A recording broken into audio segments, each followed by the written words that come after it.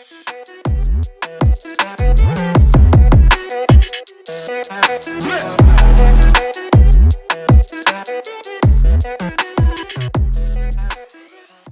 right, before we get into all that, I got to get your opinions on something. I was scrolling through Twitter the other day, and I saw a thread with a pretty cool question. The question was, who, in your opinion, is the best sports movie villain of all time? Yeah, I think this one's easy, Frank. It's got to be Apollo Creed. You know, he's almost as big of a face for the Rocky franchise as Rocky himself, and he's really responsible for the entire series. And then, you know, the resurrection it's had recently with the Creed movies, it's all about Apollo. He brings Rocky into the ring when he's not even, you know, at that elite level boxer, and then goats him into that second fight where he's risking his life. You know, he has a chance of going blind. And I think Apollo just really sets up the entire series for the greatest sports franchise we've ever seen. Yeah, for sure. Apollo's it's like the primary villain of all fighting movies in general. Like, he's just the perfect specimen of a human. All right, Dave, what you got? All right, so it's the last day of the Olympics, so I'm going Olympic themed. I'm going to go Blades of Glory with Strawn and Fairchild von Wandenberg.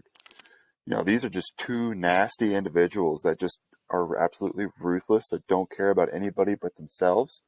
If you remember in the movie, they send their sister Pam, you know, our favorite actor from The Office, Jenna Fisher, to go sleep with Chaz Michael Michaels while she was dating Jimmy McElroy.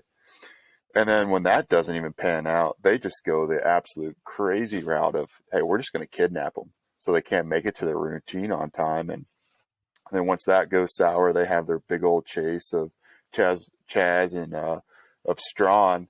And then Strawn actually ends up shooting the Canadian mascot with a crossbow. I mean, talk about just iconic moments in movie series for a villain.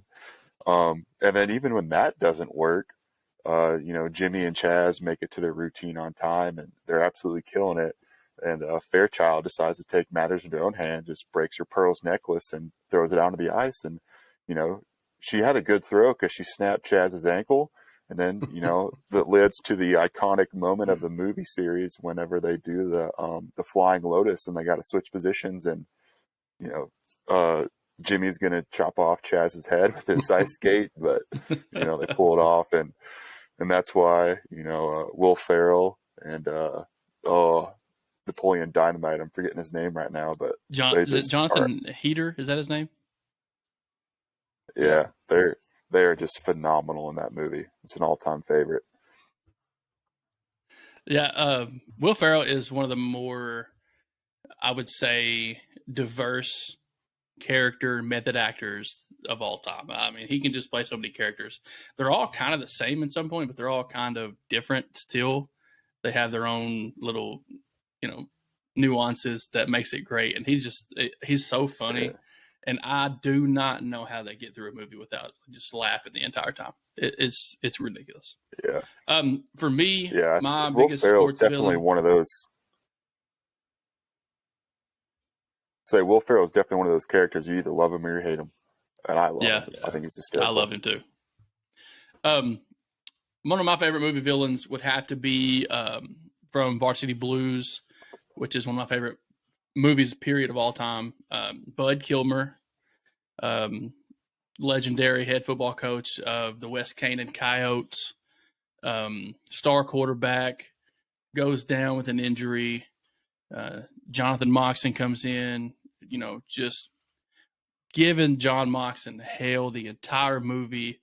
And then finally at the end, you know, threatens to pull a scholarship from Brown University, which who knows what kind of power Texas high school football coaches have over their kids. But it seemed so real to me as I was a kid growing up watching that movie. But like at the end, when they all just revolt against him, come out, win the game, Billy Bob scores the touchdown, Tweeter's drinking beer in the end zone. It's an awesome movie. And it's a great resolution to a big problem that they had in that county or that little small town in Texas. But Bud Kilmer is definitely one of my favorites. What I love about Coach Kilmer, too, is it's not just a football team. it is the entire town, like you said. I mean, he's a dictator over that entire community, and I agree with you. He's a great villain.